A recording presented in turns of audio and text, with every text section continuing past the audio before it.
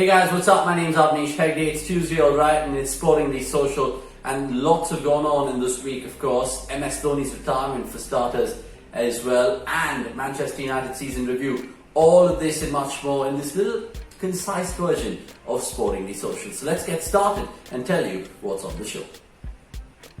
Yes, this cryptic tweet from MSD meant it was a retirement for the great man, and I get it explaining in a special video and a tribute to MSD and the legacy he's left behind. More cricket to tell you as the CPL is starting this week, and of course I delve into Manchester United after their exit of the Europa League and talk about the season review as well. Right, so let's start with cricket and MS Dhoni, because he's of course the talk of the town right now, and for all the right reasons, because what he's done to India as a great servant of the game, he's done it well for 16 years. Now, I did have an in-depth piece, of course, with Cricket Tracker, so here's that little video, check it out, and we'll come back with more. And the news broke. MS Dhoni retiring. Some might think unthinkable, some might think inevitable, but this man has done us very, very good. The news of the retirement from MS Dhoni was put out on his own social media handle, something that he rarely uses, but once he did, he got the nation's attention. August 15th, most commonly known for Independence Day, but August 15th, 2020 will certainly be a one to remember. So what sets him apart? What makes him so special? What makes him the greatest ever to perhaps play the gentleman's game? Let's take a look at this mini tribute. Mahendra Singh Dhoni, a man, a phenomenon, an idol for some. His captaincy, stumpings, not outs, sixes and victories is just the start of his stellar story. For all eternity, India's favourite son, Captain Cool, Mahi, Saliva, the names just go on. He will be remembered for not just his cricketing brain, unorthodox style, six-hitting ability or his calm demeanour, but also his presence as an ambassador for the global game. It's been 16 glorious years, so here's a quick rewind on the legacy he's left behind. MSD, who retired from Test cricket in 2014, played his last game for India in colour clothing in the World Cup in 2019 in that semi-final defeat at Manchester against New Zealand. With the question looming large for several months, Dhoni's finally retired, and on a day which is forever special to every Indian. Born in Jharkhand, debuting for India in 2004, MSD went on to become the best captain across all three formats and with plenty of success, winning all the ICC titles as Indian skipper. He won the 2007 World T20, the 2011 50-over World Cup, the 2013 Champions Trophy, and he even took India to the greatest height in the longest format of the game in 2009. The best part about all of this is we've not even mentioned his batting. Dhoni's unique ability to read the game, lead the chase and instill hope to millions watching him was by far one of his greatest traits. Well, all we can say is the mere mention of his name will indeed be missed, but his legacy will linger on forever and ever in the gentleman's game. But that was something, of course, to behold upon forever and ever. Hope you liked that, ladies and gentlemen. My name's Hegde. More to come. Watch this space, because it is a day to remember indeed. Right, sticking with some more cricket, it is of course going to be some slam bang action witnessed this week and month, I should say, because the Caribbean Premier League is back. Now, many of you all haven't seen the Caribbean Premier League in terms of live broadcast, maybe because of the wee hours, but having said that, you can obviously look at the highlights and the scorecards, because that is one area where this tournament gets the most eyeballs. But let's quickly show you about the teams and what to expect, because it is going to be lots of fun from a cricket perspective. Cricket returns in the form of the CPL T20 2020, and we'll tell you why this is a tournament you should watch. First off, 23 days, 33 matches, 6 teams and 1 champion. So let's get cracking with the teams. First up is Jamaica Talabas, that team that you associate Chris Gayle with. But who is their captain? Well, Rovman Powell. Haven't heard of him? he's a 6-hitter. But what about their coach, FLOYD REIFER? I'm sure if you heard of him, because he's a wily old West Indian man. Moving on to the overseas players. Take a look at this strength. Sandeep Lamichhane, the mystery old spinner that has played in the IPL as well. Asif Ali, he can really pack a punch as he hits a 6 every 9 balls. And Mujibur Rahman, well, we know him with his exploits in the Kings 11 Punjab, as he too is a mystery spinner. What about their finish last season? Well, they finished the bottom of the pile, 6th. So, well, Jamaica Tallawahs, they have to buck up, and now. Moving on to the next team then, and that is the St. Lucia Zooks. It's interesting to see how this whole captain-coach relationship will work, because it has two famous men in cricket, Darren Sammy captaining the side with Andy Flower being the coach. What's important to note here is the interesting assortment of overseas players. Mohammad Nabi, for example, does his job with the ball and the bat. Scott Kugeline and Zahid Khan, but they're finished in the last season. CPL was 5th, which is an outside chance this season. Moving on to team number 3 then, we're talking about Shah Rukh Khan's Trinbago Knight Riders. For all you Kolkata fans, I'm sure you guys will be siding with this, because they have a star-studded team, and it starts with their captain, Kieron Pollard, because he certainly can bring a lot of things to the table.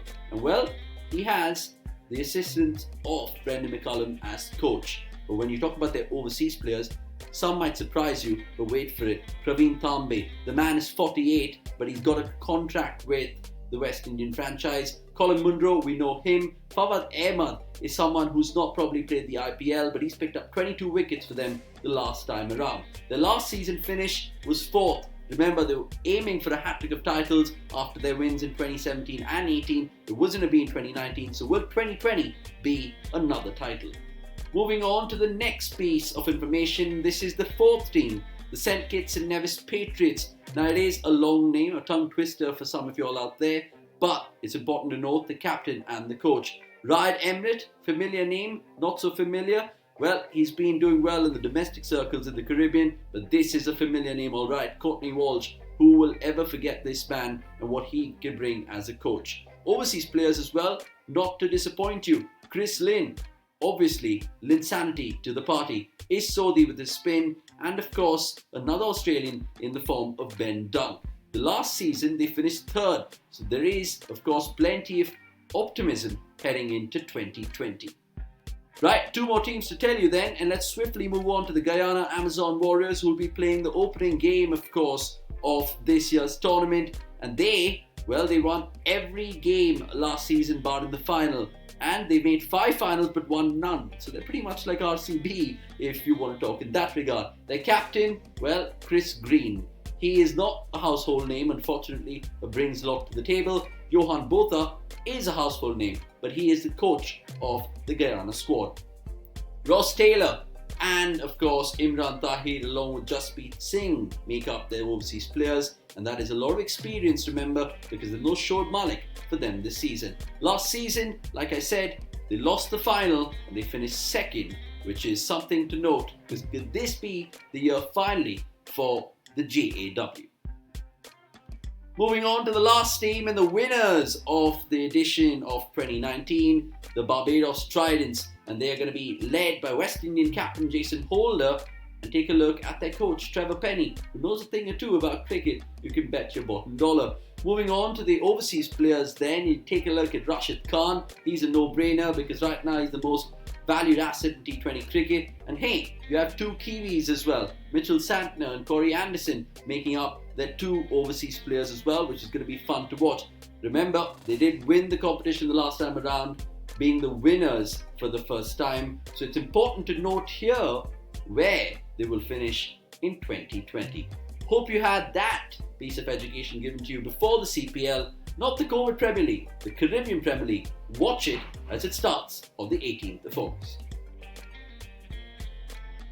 Right, finally to some football, and I will review the season of Manchester United because it's been a long old season, 370 days to be precise. Now, 370 days earlier, if you'd asked me or met me as a United fan, I would have been like, you know what, if we can get into the top 4 with a trophy here or there, I would have taken it. Now, we got into the top 4, right? But in terms of trophies, we bottled it. Not once, not twice, but thrice. 3 semi-finals for Ollie, and all of them have been, of course, problems which we'll chat about. Now, let's start with United on the whole from, of course, a Europa League perspective against Sevilla on that Sunday night, because it was daylight robbery, being robbed in terms of the defensive frailties with Lindelof and of course Maguire. Van Bissaka was there to blame as well. Maybe Brandon Williams could have closed down that shot and the cross, I should say.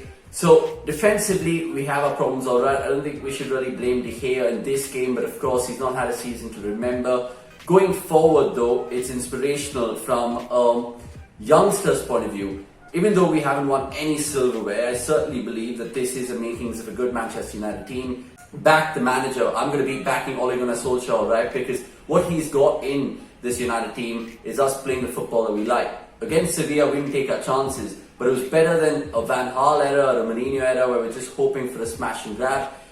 Ole Gunnar Solskjaer, he knows what he wants out of this United team. We understand that there were injuries that plagued Manchester United throughout the season. But having said all of this, it's important to note what business he can bring in the transfer window, because I'm not really fully for Ole. I think he should certainly take a look at his own learnings in this season, whether he got it tactically wrong in that semi-final for Chelsea, for example, or the fact that he was just unbeaten and had a clear defensive plan in place. But with all of this, they just need 2 or 3 more players, because you could tell in that game against Sevilla, they didn't have the options to bring on, say, a couple of good star players. Ighalo and Daniel James, I mean, might not be up to the quality of Manchester United, but only time will tell, of course, if we can get our hands on a Jadon Sancho, maybe other people who've been linked with the club. Now, for Ole Gunnar Solskjaer to make this right next season, he certainly needs to get that winning mentality instilled in some of these players, because a couple of these players have won silverware under their belt. You talk about Rashford and that Europa League. Of course, you have Jesse Lingard and Pogba and the likes of those players also in that same squad in 2017, which did reap the benefits with Mourinho. But what about next season? And when I say it, it's so underrated with this United team, because we never expected them to finish third. They have, but I want them to push on to the league contending role as such, because when you look at Liverpool and Manchester City, the gulf in class is evident, and as much as I'm a United fan, I hate admitting it. Liverpool have of course been superb in the last 4 or 5 years, Manchester City perhaps longer than that, and if we want to get into those levels and aspire to be that sort of club, because we've kind of failed off, to be fair. If we want to get into those dizzy heights of competing for leagues and Champions Leagues again, I really think a couple of signings could do the trick. And of course, just to polish up the current crop, because everyone would probably say remove the defenders, remove the midfielders. It's just absolute a joke right now, if we can tell.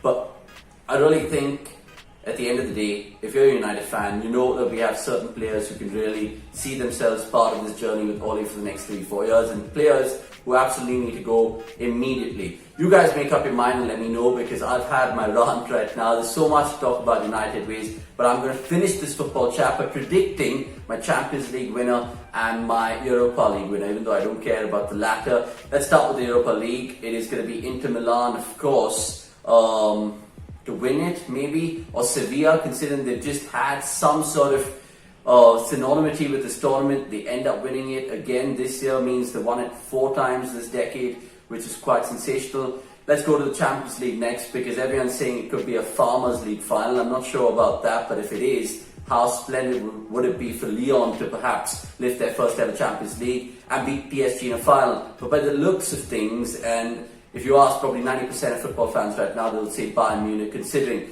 the demolition of Barcelona and what emphatic style they enter the semi-final. But remember, Lyon have surprised Man City, PSG have their own thing to brag about, and of course, not to forget Leipzig in all of this, because they weren't even a club in 2008. So lots to really look forward to. My winners at the end of the day, Inter Milan for Europa League, and that is going to be something debatable. And for the Champions League, I'm going to go with my initial prediction, which is Bayern Munich. So much to look forward to this week as well. Plenty of sport. I haven't touched about the F1, the golf, the tennis which starts, all of that in the episodes to come. I can't believe it's already the 10th episode of Sportingly Social, but that's how we're doing it, alright? Thanks for watching. If you do enjoy my content and did enjoy the show, do give it a like and of course subscribe to the channel nonetheless. I'm Hegde. I got to drink some water right now and take a breather. So see you!